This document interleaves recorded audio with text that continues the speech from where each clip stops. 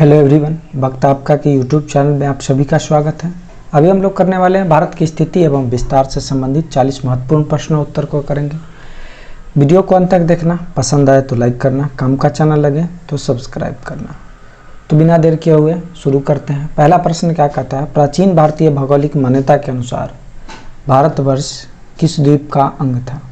तो भारतवर्ष जो है किस द्वीप का अंग था, तो इसका सही जवाब जो है 4 ऑप्शन दिए गए हैं, क्या होगा आप हमें कमेंट कर सकते हैं।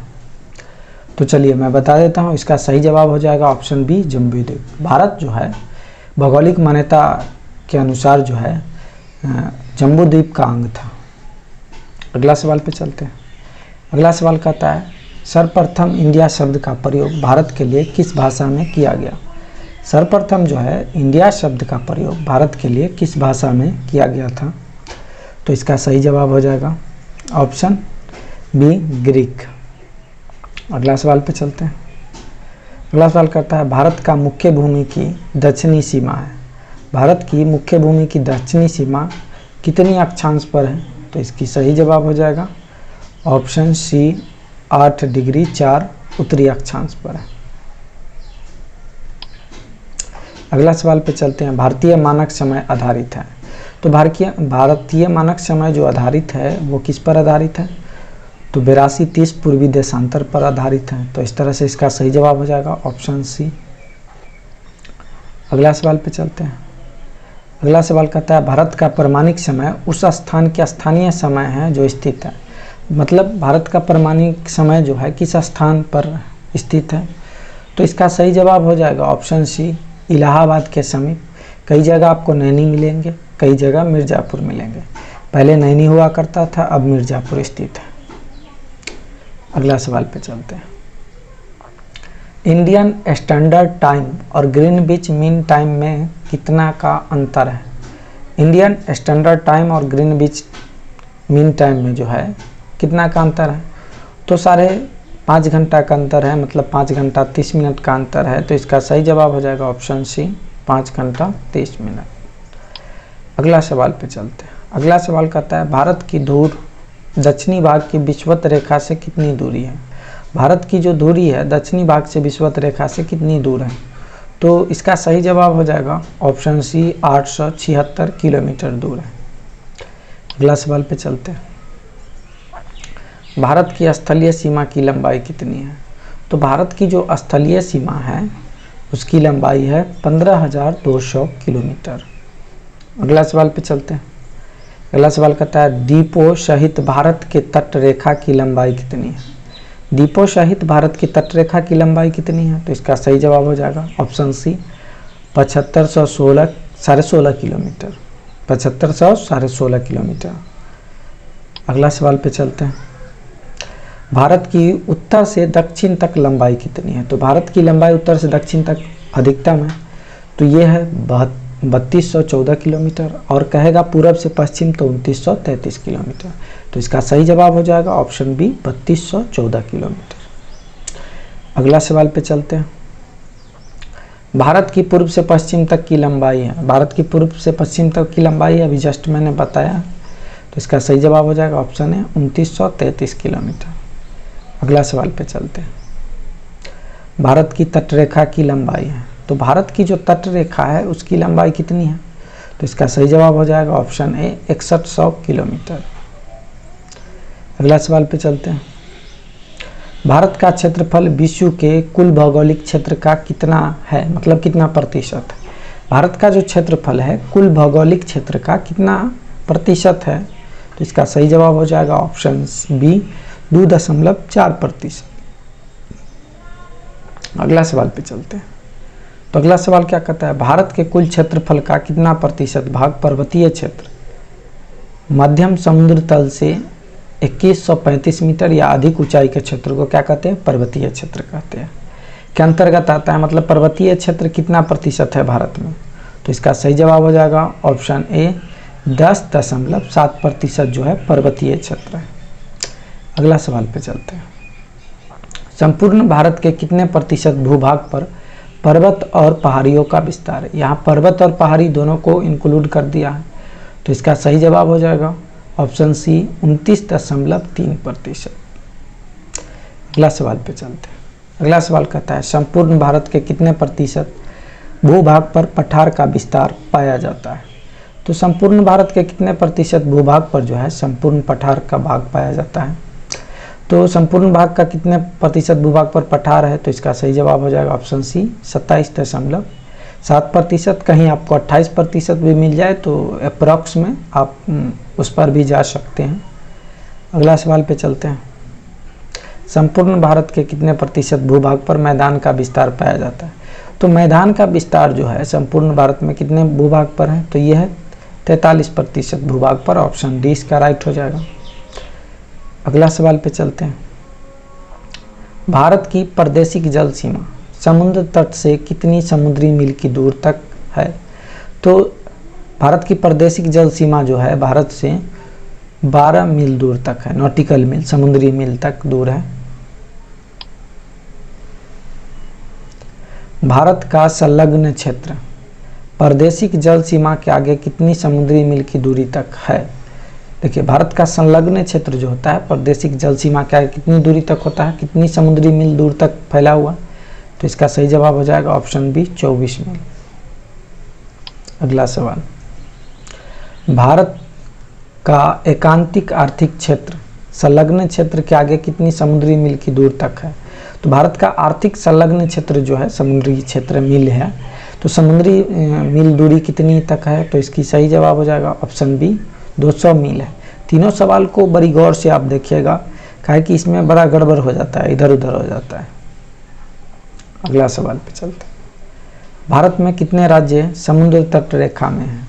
मतलब भारत के कितने राज्य जो है समुद्री क्षेत्र में है या समुद्र से जुड़ा हुआ तट रेखा है, तो इसका सही जवाब हो जाएगा ऑप्शन सी 9 गो राज्य जो है भारत का वो समुद्री तट रेखा में जुड़ा हुआ है या समुद्री से जुड़ा हुआ है। अगला सवाल, भारत में निम्नलिखित में से किस राज्य की तट रेखा सबसे लंबी है। तो भारत में सबसे अधिक लंबी दूरी तट रेखा वाला राज्य जो है, जो समुद्र से लगा हुआ राज्य है, वो है गुजरात। और दूसरा नंबर पर अगर सवाल पूछे कभी तो आप आंध्र प्रदेश याद रखिएगा। मतलब राज्य की तट रेखा सबसे लंबी पहला स्थान पर गुजरात है, दूसरा पर आंध्र प्रदेश है। तो कई बार पहला दे के दूसरा आपसे पूछ लेगा। अगला सवाल पे चलते हैं। निम्नलिखित भारतीय राज्यों में से किससे होकर कर्क रेखा नहीं गुजरती है। तो कर्क रेखा किस राज्य से नहीं गुजरती है वो पूछा गया है, तो इसका सही जवाब हो जाएगा ऑप्शन ए उत्तर प्रदेश, क्योंकि मध्य प्रदेश से गुजरता है, गुजरात से गुजरता है और झारखंड से गुजरता है, उत्तर प्रदेश से नहीं गुजरता है। अगला सवाल पे चलते हैं। कौन सी अक्षांश रेखा भारत के मध्य से गुजरती है। तो कौन सी अक्षांश रेखा जो है भारत के बीचों बीच गुजरती है, मध्य से गुजरती है, तो इसका सही जवाब हो जाएगा ऑप्शन ए कर्क रेखा। अगला सवाल पे चलते हैं। कर्क रेखा भारत के कितने राज्यों से होकर गुजरती है। तो कर्क रेखा आपको पता ही होगा 8 राज्यों से होकर गुजरती है। अगला सवाल पे चलते हैं। निम्नलिखित में से किस राज्य से होकर कर्क रेखा नहीं गुजरती है। फिर सवाल ये दे दिया किस राज्य से होकर कर्क रेखा नहीं गुजरती है, तो इसमें देखिए एक राज्य अलग लग रहा है, उसको चुनना है। तो इसका सही जवाब हो जाएगा ऑप्शन है उड़ीसा। उड़ीसा से कर्क रेखा नहीं गुजरती है, गुजरात, राजस्थान, पश्चिम बंगाल, मध्य प्रदेश, ठीक है, झारखंड, पश्चिम बंगाल और त्रिपुरा, मिजोरम, इस सब राज्यों से होकर गुजरती है। अगला सवाल पे चलते हैं। भारत का वह राज्य जिससे होकर कर्क रेखा गुजरती है। 4 ऑप्शन दिए गए हैं, जम्मू कश्मीर, हिमाचल प्रदेश, बिहार और झारखंड। तो गुजरती है तो अभी मैंने नाम गिनाया है, तो इसका सही जवाब हो जाएगा ऑप्शन डी झारखंड से होकर गुजरती है। अगला सवाल, भारत की मुख्य भूमि की दक्षिण नोक या पॉइंट का है, दक्षिणतम पॉइंट कौन है भारत की मुख्य भूमि की, तो ये हो जाएगा इंदिरा पॉइंट हो जाएगा दक्षिणतम नोक। अगला सवाल पे चलते हैं। भारत के दक्षिण में सबसे दूरस्थ स्थल कौन है। भारत के दक्षिण में सबसे दूरस्थ स्थल जो है वो कौन है, तो इंदिरा पॉइंट ही है। अगला सवाल पे चलते हैं। इंदिरा पॉइंट का अन्य नाम है, तो इंदिरा पॉइंट का जो है नाम पर्सन पॉइंट, लाहिनचिंग और पिग्मेलियन पॉइंट भी कहते हैं। तो इसका सही जवाब हो जाएगा इनमें से सभी। अगला सवाल पे चलते हैं। निम्नलिखित में कौन सा स्थान भूमध्य रेखा के निकट स्थित है? तो भूमध्य रेखा के निकट स्थित कौन सा स्थान है? तो इसका सही जवाब हो जाएगा इंदिरा पॉइंट। अगला सवाल पे चलते हैं। भारतीय भूमि की सर्वाधिक उत्तरी भाग है, उत्तरी भाग को किस नाम से जानते हैं? तो भारत की सबसे उत्तरी भाग जो हो जाएगा वो हो जाएगा इंदिरा कौल हो जाएगा, ऑप्शन डी हो जाएगा इसका सही जवाब। अगला सवाल पे चलते हैं। भारत का दक्षिणतम स्थान इंदिरा पॉइंट निम्नलिखित में से कहाँ स्थित है? तो इंदिरा पॉइंट पूछ रहा है कहाँ स्थित है, तो इसका सही जवाब हो जाएगा ऑप्शन डी, अंडमान निकोबार द्वीप समूह में स्थित है। अगला सवाल पे चलते हैं। भारत की मुख्य भूमि को रामेश्वर द्वीप से कौन अलग करता है? भारत की मुख्य भूमि को रामेश्वर द्वीप से कौन अलग करता है? काफ़ी वीवीआई क्वेश्चन है, इसको आप गौर से देखिए। तो इसका सही जवाब हो जाएगा ऑप्शन बी, पंबन चैनल जो है अलग करता है भारत को रामेश्वरम द्वीप से। अगला सवाल पे चलते हैं। आदम का पुल, ठीक है, निम्नलिखित में से किन दो देशों के मध्य स्थित है? तो आदम का पुल उसी पुल को कहते हैं जिसका श्री राम ने श्रीलंका जाने के लिए यूज किया था। तो इसका सही जवाब हो जाएगा ऑप्शन सी, भारत और श्रीलंका के मध्य स्थित है आदम का पुल। अगला सवाल पे चलते हैं। निम्न द्वीपों के युग्मों में से कौन सा एक 10 अंश जलमार्ग द्वारा आपस में पृथक किया जाता है? तो 10 डिग्री कह सकते हैं, 10 डिग्री जलमार्ग द्वारा पृथक करने वाला कौन सा दो द्वीप है? तो इसका सही जवाब हो जाएगा ऑप्शन ए, अंडमान और निकोबार द्वीप को जो है 10 डिग्री चैनल अलग करता है। अगला सवाल, डंकन पास किसके बीच स्थित है? तो डंकन पास जो है यह स्थित है दक्षिणी अंडमान एवं छोटा अंडमान के मध्य स्थित है। द्वीप एक द्वीप है, द्वीप एक द्वीप है, यह कहाँ स्थित है? तो यह जो है गुजरात के तट पर स्थित है। कहाँ स्थित है? गुजरात के तट पर स्थित है। अगला सवाल पे चलते हैं। श्रीलंका को भारत से पृथक करती है, श्रीलंका को भारत से पृथक करती है कौन सा? तो इसका सही जवाब हो जाएगा पाक जल संधि। पाक जल संधि याद रखिएगा, ये पाक जल संधि है जो भारत पाकिस्तान के बीच नहीं है, भारत और श्रीलंका के बीच। अगला सवाल पे चलते हैं। भारत तथा चीन के बीच सीमा बनाने वाली रेखा है, भारत और चीन के बीच जो सीमा बनाने वाली रेखा है उसको क्या कहते हैं?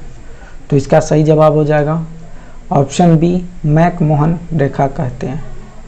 तो आज का ये 40 प्रश्न संपन्न हुए। उम्मीद करता हूँ आपको ये वीडियो पसंद आया हो।